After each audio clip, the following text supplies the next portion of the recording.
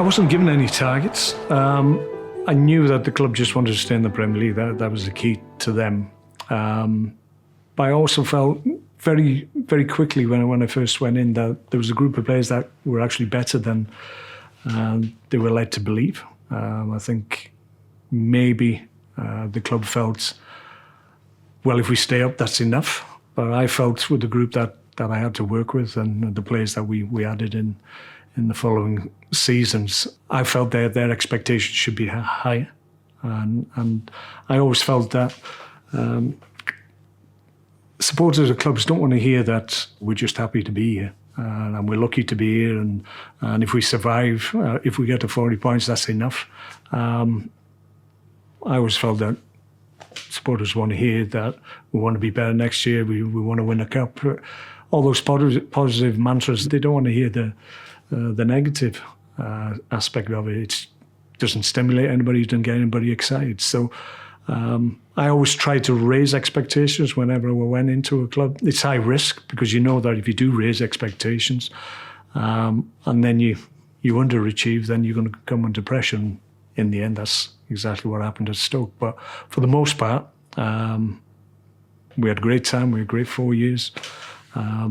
3 top 10 finishes, 13th in the 4th season I was there.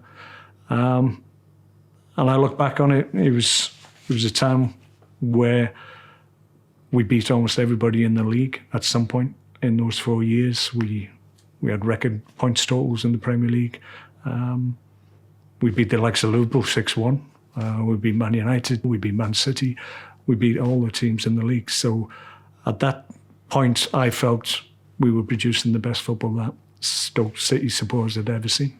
They're quite regimented, and Tony Pulis, that's how he sets his team up, and he's had great success of that. And the club itself, that's probably when they first went into the Premier League, that's exactly what was needed. But as I said, I just felt the group that I had to work with and inherited had a little bit more and could be better than they were at that point. And we just set about trying to play a little bit more football, but obviously still keeping all those elements of the game that they'd always had in terms of the drive and the desire and their commitment to the cause. So we kept all that, but we just sprinkled a little bit of fairy dust on it and tried to make it better. We played some great stuff, I have to say. We had different players. We had creative players. We had powerful players. So the mix that we had in those days was very, very good. We had the likes of Steven Nzonzi, who was a top player.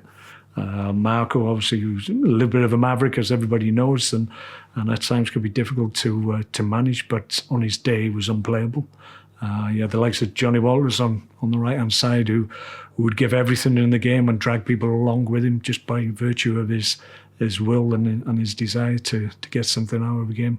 So the mix right through the team was really, really good. And once they understood what I was about in terms of how we should go about our general play and what we're trying to achieve, it was great times.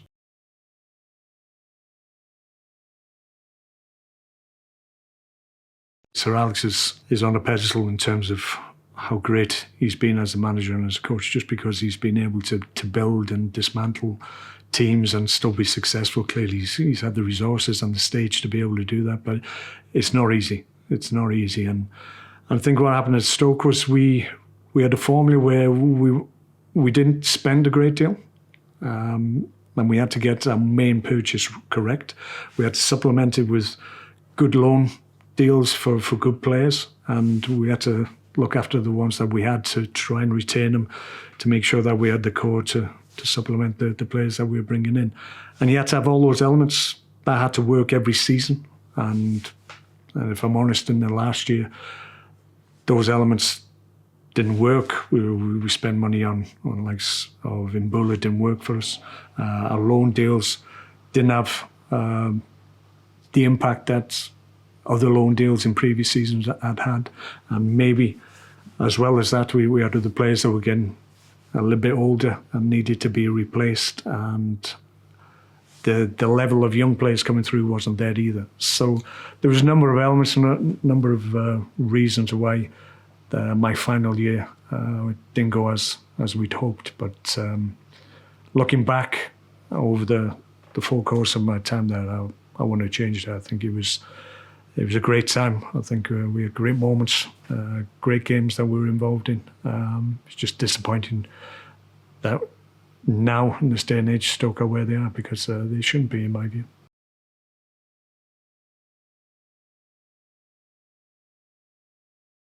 Your fundamentals always remain. I think that's important. It's what you stay true to. I've always wanted to have teams that will dictate to the opposition, will be on the front foot, who will be able to have that physicality that we talk about, but not in terms of overstepping the mark, but being able to compete.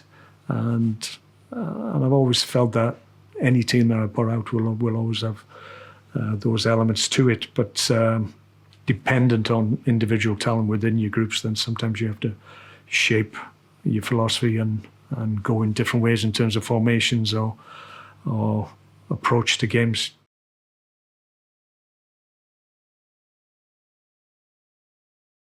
I look at how I approach the game, because I'm long in the tooth and my time has been and gone. But certainly from forwards type of situation, it's changed me, because in my day it was very much the way I played was with my back to the goal. It was about retaining possession. It was resisting challenges. It was bringing people into the game.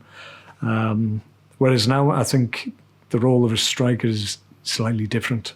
They have to be adept at finding those little spaces in between the lines, as we've talked about.